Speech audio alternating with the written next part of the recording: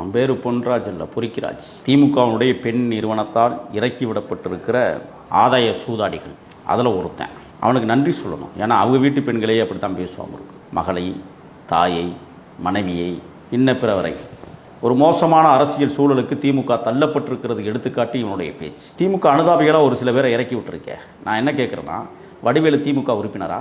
கிடையாது. அவங்க சார்ந்து இயங்கக்கூடிய எஸ்.வி. சேகர் சார்ந்து இயங்கக்கூடிய ஒருத்தர். அடுத்து நான் சொல்கிறேன், அண்டான்னு ஒருத்தன் வந்திருக்கானே அவன். அதை தாண்டி இன்னொருத்தன் இருக்கான்.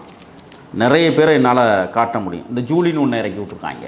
தமிழக வெற்றி கழகத்திலிருந்து பிரிந்து போனவர்கள், விரட்டி அடிக்கப்பட்டவர்கள் 2 பெண்கள் பேசிக்கிட்டு இருக்காங்க. இதையெல்லாம் தாண்டி இன்னொன்று சொல்கிறேன், சத்யராஜனுடைய பொண்ணு திவ்யா ஏன் பேசலாம்? நல்லா இருக்குல்ல? அப்போ நான் என்ன கேட்குறேன்னா, உறுப்பினர்களாக இருக்கக்கூடியவர்களை பேச விடாமல் தடுத்தும் ஆதரவாளர்கள், இந்த ராஜகம்பீரம்னு ஒருத்தர் இருக்கிறார்.